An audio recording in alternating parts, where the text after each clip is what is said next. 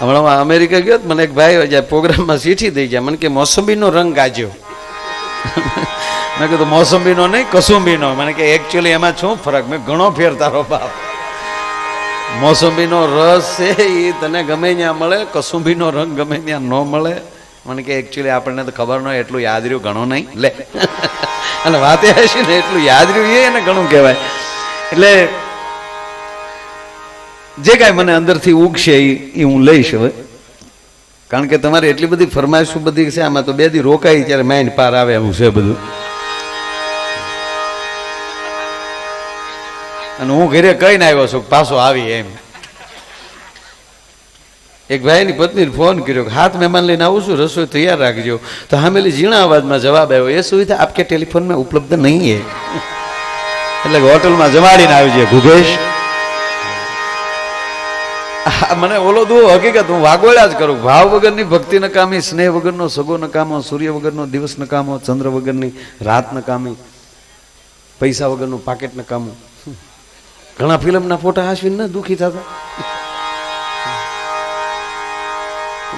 મારે કારીગર હતો, હીરાનું કારખાનું જયારે હાલતું ત્યારે એ બસ હેમા માલીનો ફોટો જ દિવાલે લગાડે ને એની હારે જ વાતું કર્યા કરે. હીરો ટીક માલી તોડી નાખે, બાકી એની સામે તો મેં કીધું હું કામ ન્યા જો, એકવાર આવશે. આવી વાતે રહેવાય.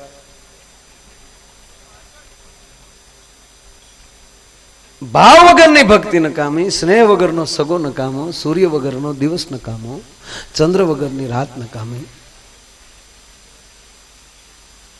આપણા તહેવારોના તમે નામ લઈ લ્યો ને તોય મજા આવે. જો કાળી ચૌદશ પછી દિવાળી, હોળી પછી ધૂળેટી, પહેલા નહીં, રાત પછી દિવસ. હું ઘણી વાર છોકરાઓ ગાડીમાં હોય આરે ત્યારે હું કહું કે સુખ અને દુઃખ બે સરખું હોય છે માણસમાં. સુખે એટલું હોય, દુઃખે જેટલું સુખ હોય એટલું જ દુઃખ હોય.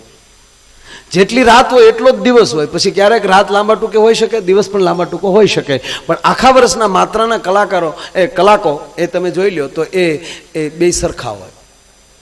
એટલે પછી તમારે પહેલા સુખ ભોગવવું હોય તો પાછું પાછલી જિંદગીમાં દુઃખ આવી શકે. પણ અત્યારે કફરી પરિસ્થિતિમાં પસાર થવાની તૈયારી હોય તો પછી છોકરા વૃદ્ધાશ્રમમાં તમને નહીં મૂકી શકે, પાછલું જો સુખ બાકી રહી ગયું હોય.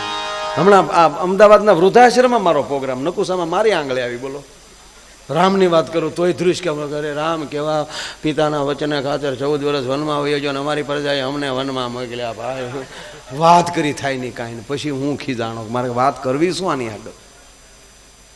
પછી બુઢિયાઓને મેં કીધું કે અમુક વ્યવસ્થાના રૂપમાં તમને મૂકી ગયા છે, અમુક તમારા લખણે તમે આવ્યા છો.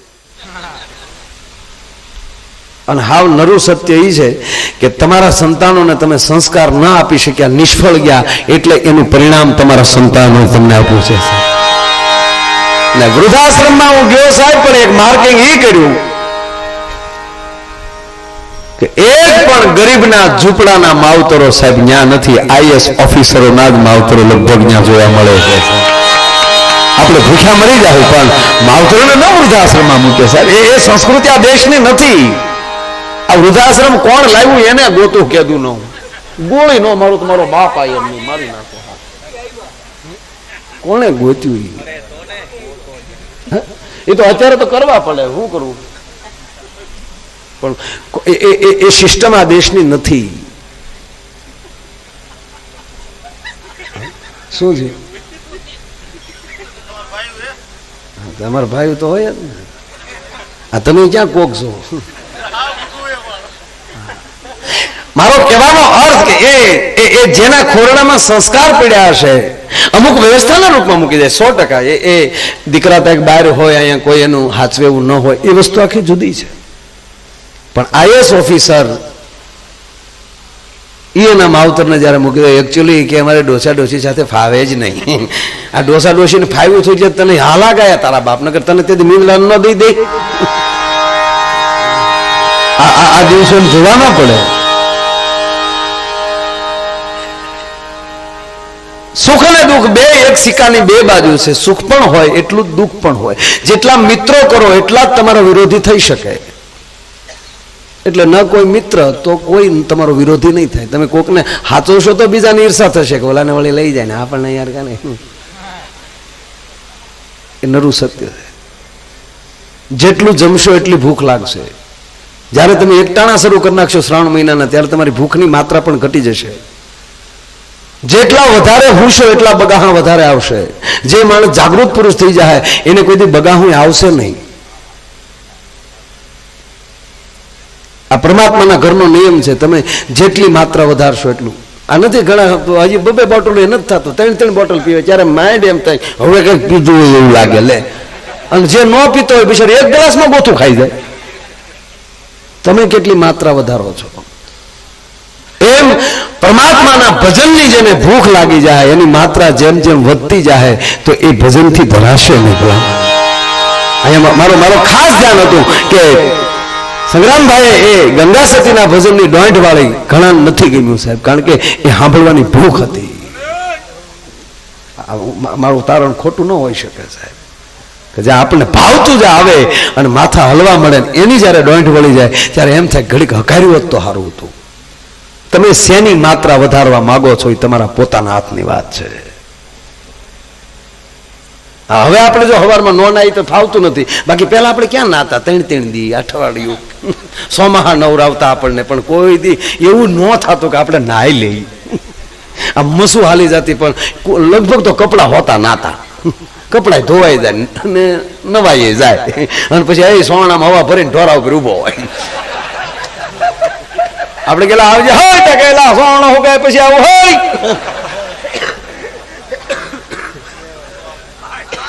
બાયું દાંત કાઢ્યા, ડોઈશું ને પૂછો શીતળા હેચ એમને દીધ ડોઈ નાખ્યું.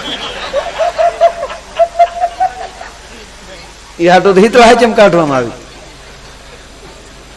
પણ દેશના તહેવારો એવા છે કે હોળી પછી ધૂળેટી શું કામ? પેલા ધૂળેટી રાખી હોત એ ગલાલે રમીને પછી નો હોળા હળગાવત નહીં. એ મેસેજ એવો આપે છે કે જીવનમાં હોળી જેવો દિવસ આવી જાય ને તો ઉતાવળ ન કરતા 24 કલાક ધીરજ રાખજો. બીજે જ દી તમારા માટે ધૂળેટી છે, તમે ગુલાલે રમતા હશો. તમારી ઉપર હોળી જેવો દિવસ આવી જાય, પરિસ્થિતિ એવી આવી જાય. આ દેશમાં એ ભગવાન રામ અને ભગવાન એ લક્ષ્મણ આ બધા થયા, માં જાનકી થયા, એ આપણે આંખે દેખેલો અહેવાલ નથી, એ તો સંતોનું મંતવ્ય છે. શાસ્ત્રો તો લખાણા છે, પણ એ શાસ્ત્રો અત્યારે જગતમાં શું કામ આપ્યા? આ દેશની દીકરીને કરિયાવરમાં રામાયણ અને મહાભારત અને ભાગવત દેવામાં આવતા હતા. શું કામ? એને કહેવામાં આવતું હતું બેટા દુઃખ આવે ને તો રામાયણનું પાનું ખોલીને માં જાનકીનું પાત્ર જોઈ લેજે. જનક વૈદેહીની દીકરી હોવા છતાં કોઈ દી જમવા માટે પોતાનો નખ નહોતો બગાડ્યો. એ ભગવતીને 14 વર્ષ પતિની હારે વનમાં વહી ગઈ અને એટલું દુઃખ પડ્યું તો કોઈ દિવસ કોઈને એમ નથી કહેવા ગઈ કે હું દુઃખી છું.